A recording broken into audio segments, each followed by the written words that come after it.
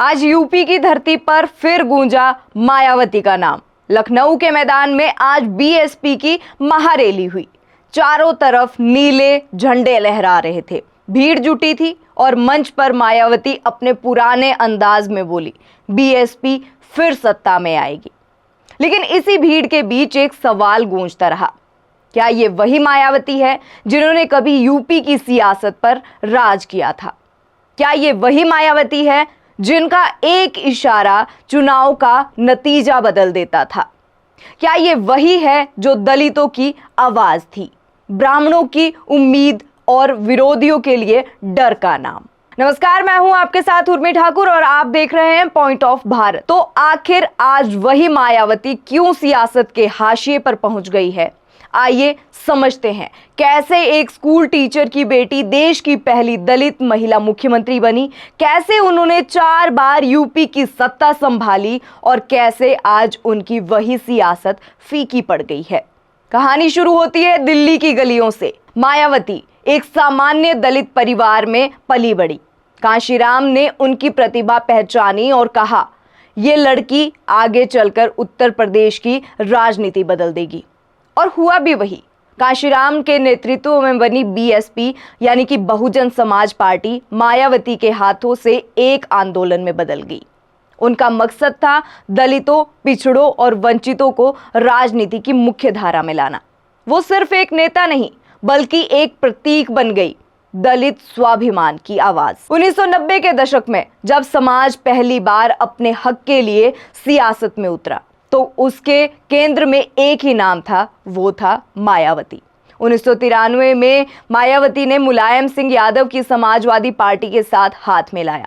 उस समय स्लोगन गूंजा, मिले मुलायम कांशीराम, हवा में उड़ गए जय श्री राम। ये था दलित पिछड़ा एकता का फॉर्मूला। सपा बसपा गठबंधन ने सरकार बनाई, मुलायम बने मुख्यमंत्री और मायावती सत्ता की सीढ़ी पर पहुंच चुकी थी। लेकिन 1995 में हुआ गेस्ट हाउस कांड। मायावती पर सपा कार्यकर्ताओं ने हमला किया और यही वो दिन था जब उन्होंने तय किया कि अब कभी वो सपा से हाथ नहीं मिलाएगी और यहीं से उनकी राह बीजेपी के साथ में जुड़ गई। 1995 में मायावती पहली बार उत्तर प्रदेश की मुख्यमंत्री बनी। ये देश के इतिहास में एक ऐतिहासिक पल था, भारत की पहली दलित महिला मुख्यमंत्री। इसके बाद 1997 में फिर बीजेपी के साथ समझौता हुआ।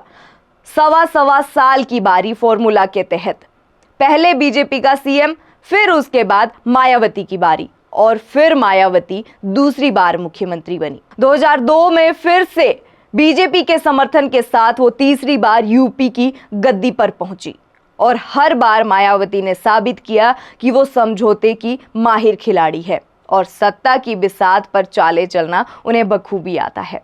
फिर आया साल 2007। मायावती के राजनीतिक जीवन का सबसे सुनहरा साल था। उन्होंने वो कर दिखाया जो किसी ने सोचा भी नहीं था। उन्होंने बनाया एक नया राजनीतिक फॉर्मूला और वो फॉर्मूला था सोशल इंजीनियरिंग, यानी कि दलित और ब्राह्मण, दो बिल्कुल अलग वर्गों को एक ही मंच पर लाना। स्लोगन बना, ब्राह्मण शंख बजाएगा, हाथी आगे बढ़ाएगा।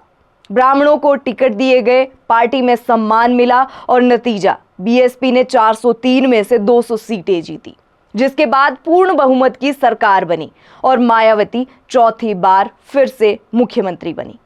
उस दौर में कहा जाने लगा कि लखनऊ से दिल्ली तक बस एक ही नाम है और वो है मायावती। और इस समय वो दलित राजनीति की रानी बन चुकी थी। लेकिन हर ऊंचाई की एक गिरावट जरूर होती है। मायावती के लिए वो वक्त आया 2012 के आसपास। उनकी सरकार पर आरोप लगे स्मारकों, मूर्तियों और पार्कों पर करोड़ों रुपए खर्च करने के। जनता ने सवाल उठाया, ये पैसा विकास, शिक्षा और रोजगार पर क्यों नहीं लगा? जिसके बाद ब्राह्मण नाराज हुए, दलितों में भी बेचैनी बढ़ने लगी और इसी बीच समाजवादी पार्टी ने अखिलेश यादव के रूप में एक नया युवा चेहरा पेश किया और 2012 के चुनाव में सपा ने बाजी मार ली, जिसके बाद अखिलेश मुख्यमंत्री बने और मायावती वो विपक्ष में चली गई। इसके बाद 2014 के लोकसभा चुनाव में मोदी लहर चली।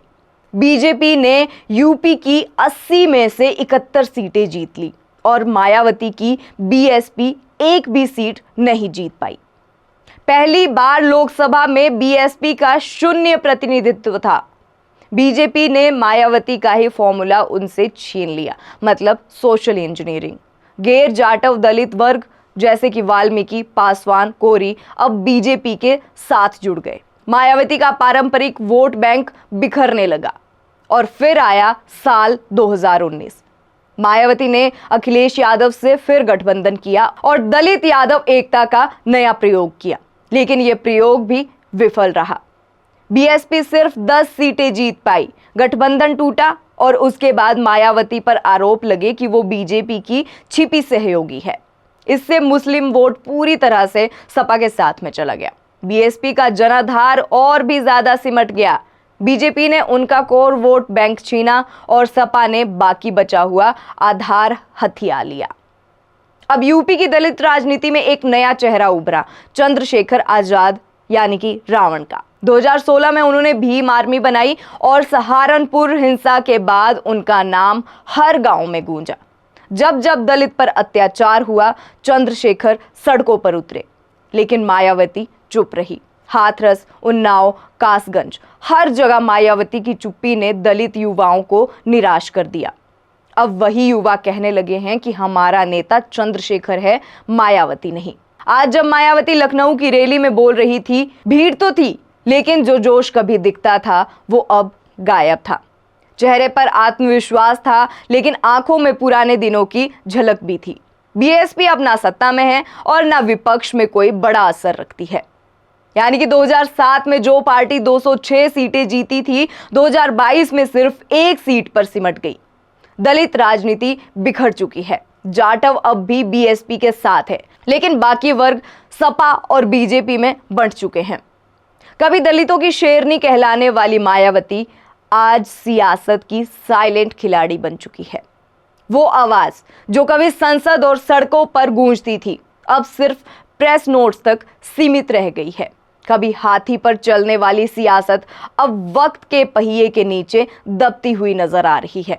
और यही है मायावती की सियासी कहानी, उभार, सत्ता और फिर सन्नाटा।